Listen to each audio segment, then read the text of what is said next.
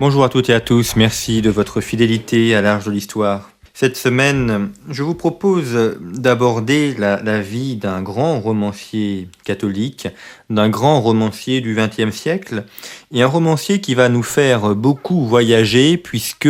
il s'agit d'un romancier japonais, Sushaku Endo, qui est né en 1923 et qui est décédé en 1996. C'est un romancier que l'on connaît très peu en France, bien que la plupart de ses romans aient été traduits en français. C'est un romancier qui est largement inconnu dans notre Europe chrétienne, mais qui, en revanche, au Japon, est une grande figure de la littérature, et c'est d'autant plus remarquable qu'il est chrétien, que toute son œuvre est marquée par le christianisme, dans un pays où les chrétiens représentent une part infime de la population. Et c'est donc la vie et l'œuvre de Sushaku Endo que je vous propose cette semaine d'aborder. Et pour ce faire, je vais m'appuyer sur une biographie qui vient de paraître, et donc c'est aussi l'occasion de parler de lui. Et je m'appuierai largement sur cette biographie, une biographie de Pierre Dunoyer, qui est un historien français, qui est un de nos plus grands spécialistes du Japon et notamment du catholicisme au Japon. Et cette biographie de Sushaku Endo vient de paraître aux éditions du Cerf. Elle est très bien faite et je m'appuierai largement dessus, notamment pour évoquer les ouvrages et les œuvres de cet auteur assez méconnu chez nous, mais qui appartient à cette grande lignée des auteurs catholiques. Et au XXe siècle, on peut citer notamment chez les Anglais Graham Greene, en France Paul Claudel ou François Mauriac. Et on a souvent d'ailleurs, les critiques littéraires ont souvent comparé Sushaku Endo soit à Graham Greene, soit à François Mauriac. Alors vous allez voir, cette vie de ce romancier est assez extraordinaire. Il est né dans une famille du Japon dont la mère est violoncelliste. Le père travaille comme ingénieur. Et il a un frère aîné. Et donc il est né en 1923, à une époque où le Japon vit une fièvre nationaliste extrêmement importante, avec une volonté de se répandre sur les autres pays dans cette géopolitique du Pacifique, et un Japon qui notamment a des visées sur la Chine qui à l'époque est un pays en pleine décomposition, qui est partagé entre les grandes puissances coloniales européennes, et le Japon se taille un empire dans une région située au nord de la Chine, qui s'appelle la Mandchourie. Et le jeune Sushaku vit dans une école et a des cours qui sont des cours extrêmement orientés vers le nationalisme, un petit peu comme on a pu connaître en France sous la Troisième République dans les années 1880-1900, un nationalisme qui le pousse évidemment qui le forme à participer à l'expansion du Japon. Et son père est envoyé en Mandchourie afin de participer à l'œuvre de colonisation des Japonais. Donc assez jeune, il part dans la région de la Mandchourie. Alors si vous voulez connaître un petit peu l'histoire du Japon en Mandchourie, il y a un livre extrêmement célèbre qui en parle très bien, qui est Tintin et Lotus Bleu, avec l'acuité d'Hergé. Il y a notamment une planche assez extraordinaire. Donc en une page, Hergé explique comment les Japonais ont fait main basse sur la Mandchourie et comment ils ont mené l'invasion. C'est vraiment très bien vu de la part de cet auteur de bande dessinée et des aventures de Tintin. Mais pour en revenir à notre jeune Sushaku, qui est donc maintenant en Mandchourie, il fait là ses études. Et il y a un point important, c'est que il est né dans un milieu qui n'est pas particulièrement chrétien. Donc lui va être baptisé tardivement, quand il aura 10 ans, on verra dans quelles circonstances, mais il est né dans un milieu qui n'est pas particulièrement chrétien. Le père n'est pas chrétien, la mère, elle est baptisée, mais elle est à peine chrétienne, et parce qu'elle ne pratique pas. Et surtout, les chrétiens dans ce Japon impérial des années 1930 sont particulièrement mal vus parce qu'il y a, comme dans d'autres pays d'Asie, le soupçon que les chrétiens ne seraient pas fidèles au pays, à l'État et à l'empereur. Et comme nous sommes à une époque où le nationalisme est particulièrement marqué, les chrétiens sont perçus comme des Japonais de seconde zone. Ils ont un qualificatif qui est celui de Kieristan, qui est une forme déformée, prononciation déformée du terme de chrétien, et ils sont non pas bannis, mais considérés avec beaucoup de mépris, et en tout cas considérés comme des personnes un petit peu rejetées dans la société. Mais la famille qui est en Mandchourie connaît une épreuve dramatique, notamment pour les enfants, qui est que le père quitte le foyer familial pour aller vivre avec une autre femme, et donc ils se retrouvent, Sushaku et son frère, esseulés, sans la présence de leur père, devant vivre uniquement avec leur mère, qui du coup retourne au Japon et va habiter chez sa sœur. Et la sœur de la mère de Sushaku, elle est une chrétienne, et donc comme Sushaku arrive dans un foyer qui est chrétien, la mère avait un petit peu délaissé son christianisme, eh bien il retrouve ce christianisme et finalement, à l'âge de 10 ans, il est baptisé. Il y a donc quelque part une sorte de retour ou d'aller vers le christianisme qui n'est pas du tout un retour à la foi. Et ce baptême, à l'âge de 10 ans, bouleverse profondément Sushaku Endo parce que il va interroger toute sa vie. Il a une très belle expression qu'il développe dans l'un de ses romans, où il explique que, à l'occasion de ce baptême, on lui a fait revêtir un costume occidental qui était trop grand pour ses épaules, un costume dans lequel il se sentait tout petit. Ça veut dire que toute sa vie, il a été marqué par ce problème fondamental qui est posé aux chrétiens japonais et aux chrétiens asiatiques de manière plus importante. Comment être chrétien, sachant, quand on est asiatique, et donc quand on est japonais, sachant que le christianisme est une religion occidentale et que toute la forme de pensée, toute la culture asiatique est complètement différente du christianisme. Et ça a été la grande interrogation de Sushaku Endo qu'il a ressenti au moment où son frère et lui ont été baptisés. Et il dit d'ailleurs qu'il aurait pu rejeter le christianisme comme quelque chose d'étranger, mais finalement, ce costume trop grand pour lui qu'on lui a imposé, eh bien, il l'a fait avec, il l'a accepté, et il a essayé d'en vivre, de vivre à l'intérieur, et il a dit, j'ai essayé de faire en sorte que ce costume prêt-à-porter que l'on m'a mis et qui ne m'allait pas, puisse devenir un costume sur mesure qui permette de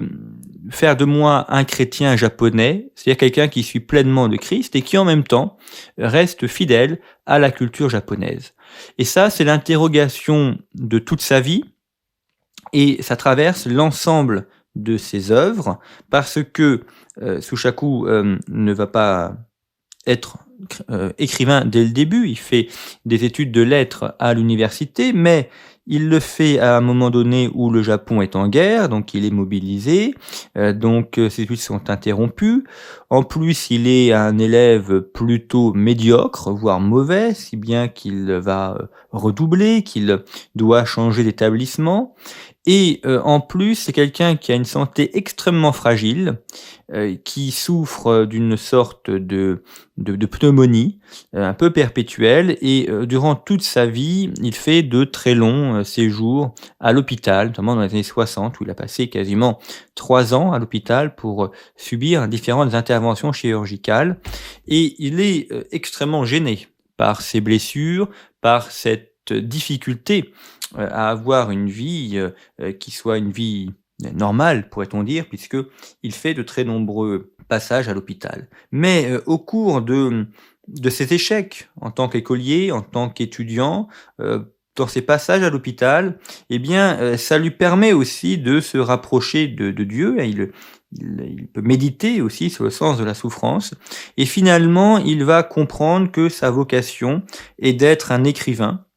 Et le jeune Sushaku Endo vit dans un milieu où il y a de très nombreux missionnaires. des missionnaires qui sont donc des missionnaires européens, notamment un prêtre qui est un prêtre allemand, un autre qui est un prêtre français. Et ces personnes qu'il a côtoyées, on les retrouve dans ses romans. Il s'en est largement inspiré pour plusieurs de ces personnages qui ont donc contribué à façonner toute son œuvre littéraire. Et découvrant à travers les missionnaires français la France, et découvrant donc la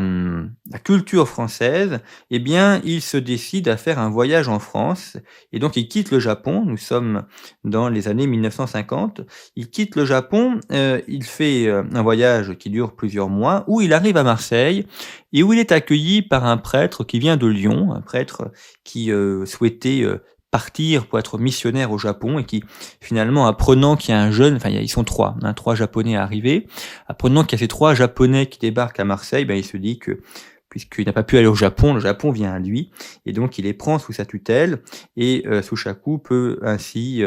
faire, ses études, en France et notamment à Paris. Ça lui permet donc d'apprendre le français, de découvrir cette culture française et surtout pour la première fois, de mettre les pieds dans un pays qui est chrétien dans son essence. Et là, il connaît un bouleversement, parce qu'il comprend que le christianisme, tel qu'il est vécu en France et en Europe, sera forcément différent du christianisme tel qu'il est vécu au Japon. Il a un doute existentiel, un doute de foi, qui est un doute culturel sur la capacité qu'il y a à inculturer, il ne prononce pas le terme, mais c'est bien de cela qu'il s'agit, qu'il y a à inculturer le christianisme dans un pays qui est de culture shintoïste. Et ça, c'est pour lui une très grande interrogation, et il a commencé déjà à cette époque, il est jeune étudiant, à écrire des nouvelles dans des journaux japonais, et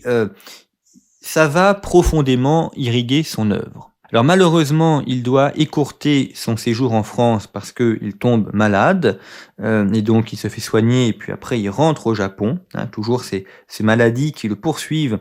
tout au long de sa vie et jusqu'à la fin. Il rentre au Japon, mais cette expérience de la France a été pour lui fondamentale. Il a notamment découvert les grands auteurs, les grands romanciers catholiques français, qui inspirent son œuvre et dans laquelle il va puiser pour être ce romancier catholique japonais ou ce romancier japonais catholique qui est celui qui rayonne au Japon, notamment des années 1950 aux années 1990.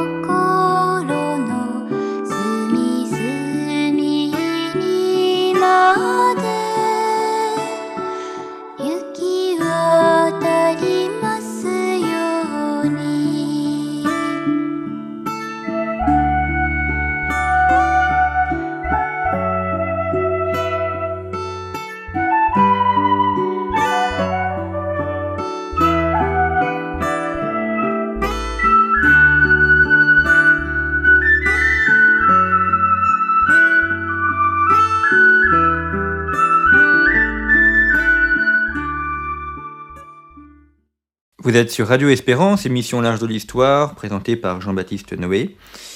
Nous avons, en première partie d'émission, évoqué la jeunesse de Sushaku Endo, ce romancier catholique japonais, très important au Japon, qui a une œuvre d'ailleurs majeure et de très nombreux romans publiés, dont la plupart sont d'ailleurs traduits en français et sont encore publiés aujourd'hui, donc on peut les trouver et les lire. Et c'est un auteur qu'il faut découvrir parce que il nous propose un regard sur le christianisme qui est un regard qui vient d'Asie. On l'a dit en première partie d'émission, lorsqu'il a été baptisé à 10 ans, on va pas dire malgré lui, mais sans qu'on lui demande trop son avis et sans trop se préoccuper de savoir s'il avait la foi, eh bien, il a revêtu un costume trop grand pour lui, un costume occidental qu'on a voulu faire porter à ce jeune japonais qui a été à l'école du nationalisme quand il était jeune, dans ce Japon impérial tout puissant et expansionniste. Et il y a pour lui, et comme pour tous les Japonais, la défaite terrible de 1945, où le Japon impérial est brisé, où il est dirigé par les États-Unis. Le Japon devient un quasi-protectorat américain. L'empereur est laissé, mais enfin, le gouvernement est fantoche et est dirigé par les États-Unis. Et puis, il y a surtout l'expérience de la bombe nucléaire sur Hiroshima et sur Nagasaki, et l'expérience de crimes qui ont été commis par l'armée japonaise, notamment des expériences scientifiques qui ont été menées sur des prisonniers de guerre. Et il y a un traumatisme au Japon et il y a un traumatisme chez Endo qui se pose alors la question de savoir comment parler du Christ à des populations qui ont eu un comportement aussi éloigné de l'idéal chrétien. Et à travers toute son œuvre, il y a une constante qui revient. Endo, il le dit à plusieurs reprises, écrit pour les Japonais, et il écrit pour les Japonais qui ne sont pas chrétiens, afin de leur parler du Christ. Et c'est ce qui est, je trouve, très beau dans son œuvre, et ce que Pierre Dunoyer, dans la biographie qu'il consacre à Sushaku Endo, montre très bien, qui est ce questionnement à travers toute sa vie, qui est de pouvoir parler du Christ à des hommes qui non seulement ne sont pas chrétiens, mais qui en plus sont d'une culture qui est totalement étrangère et imperméable au christianisme. Et ces romans ne sont pas des romans chrétiens à proprement parler, ils ne sont pas des hagiographies, ce ne sont pas des romans qui traitent des saints ou qui traitent du Christ, ce sont même parfois des romans dont les personnages ne sont pas chrétiens, mais ce sont des romans qui posent les questions posées par le christianisme, à savoir la question du mal, la question de la grâce, la question de la rédemption, et la question également du rapport entre les personnes. Il y a souvent des rapports entre les hommes et les femmes dans une culture japonaise où la femme est régulièrement relayée aux tâches internes et l'homme aux tâches externes, avec l'idée que l'homme est un petit peu l'héritier de ces samouraïs qui se consacrent au travail et à la guerre, et que les femmes restent au foyer. Ce qui d'ailleurs ne veut pas dire que les femmes soient subalternes, ni qu'elles soient inférieures dans la pensée japonaise, parce que en fait, c'est tout ce qui est du domaine intérieur qui est régi par la femme, et il y a cette tradition, qui se fait encore d'ailleurs aujourd'hui chez certains couples, qui est que le mari reverse l'intégralité de son salaire à son épouse, et que celle-ci lui concède une partie d'argent de poche qu'il peut utiliser par la suite pour ses besoins du mois. Donc ce n'est pas une femme inférieure, mais une femme qui s'occupe exclusivement du foyer, et qui s'en occupe totalement, et l'homme qui ne s'occupe pas du foyer, mais qui s'occupe de la partie extérieure. Et ce rapport entre les sexes, entre les hommes et les femmes, Endo a voulu également l'étudier, là aussi sous le regard du christianisme. Alors avant d'aborder ces différentes œuvres, il est nécessaire de faire une petite parenthèse pour expliquer l'histoire assez incroyable des Japonais, enfin des chrétiens au Japon. En effet, le christianisme est arrivé au Japon au XVIe siècle avec les grands missionnaires. On pense notamment à François Xavier. Et il y a eu un début d'évangélisation, notamment dans la région de Nagasaki, qui est une ville où il y a un taux de chrétiens très important. Et puis, le Japon a eu peur de cette arrivée occidentale, il s'est fermé. Il a interdit aux missionnaires de pénétrer au Japon, nous sommes là au XVIIe siècle, et il a débuté une persécution des chrétiens. Et il s'est passé là quelque chose d'assez extraordinaire, qui est le fait que les chrétiens ont vécu sans prêtre, sans évêque, et qu'ils ont réussi à transmettre la foi uniquement par le souvenir et par la commémoration, au sens propre du terme, des premières personnes évangélisées. Cette histoire assez incroyable des chrétiens au Japon a été mise à jour notamment par lorsque les missionnaires sont arrivés au Japon au cours du XIXe siècle, où ils ont découvert ces chrétiens qui vivaient coupés du reste du monde. Et alors, c'est notamment un auteur important qui s'appelle Francisque Marnas, qui a été missionnaire dans la région et qui a publié un ouvrage qui s'appelle La religion de Jésus ressuscité au Japon, où les missionnaires ont découvert que dans chaque communauté de chrétiens, alors il n'y avait pas de prêtre, ni prêtre ni évêque, mais il y avait une personne, un laïc, qui a été chargé par la communauté de transmettre la foi et donc qui baptisait les enfants, puisque vous savez que n'importe qui peut baptiser, pas d'un prêtre pour baptiser, donc il baptisait les enfants. La communauté est également organisée pour célébrer la parole de Dieu, donc il n'y avait pas de messe ni d'Eucharistie, mais ils se réunissaient pour parler de Dieu, et ainsi les chrétiens japonais ont pu continuer à conserver leur foi pendant quasiment 2 siècles, jusqu'au moment où le Japon s'est de nouveau ouvert au monde, ce qu'on appelle l'ère Meiji, et où de nouveaux missionnaires ont pu arriver, et ont découvert que ces chrétiens avaient gardé de manière intacte la doctrine, qu'il n'y avait eu aucune déviance, bien qu'ils aient vécu pendant quasiment 2 siècles sans prêtre ni évêque. Et les chrétiens japonais sont les héritiers de ces chrétiens oubliés et ressuscités. Ils sont également les héritiers des martyrs. Il y a eu énormément de martyrs au Japon, de personnes que l'on a contraintes à renier leur foi ou bien à les tuer. Et notamment, une des manières qui étaient utilisées pour renier leur foi, c'était de réaliser des images pieuses, des images de saints ou des petites croix que l'on posait par terre et à qui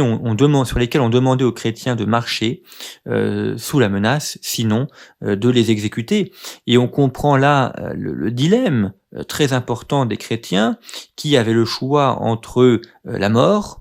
le martyr, ou bien marcher sur des croix en reniant Dieu. Alors on peut toujours attendre de se dire je marche sur les croix, je renie Dieu, mais c'est pour sauver ma vie, puis je le fais sans véritablement y croire. En tout cas, force est de constater que beaucoup de chrétiens ont préféré le martyr et ont préféré la mort au fait de commettre un blasphème.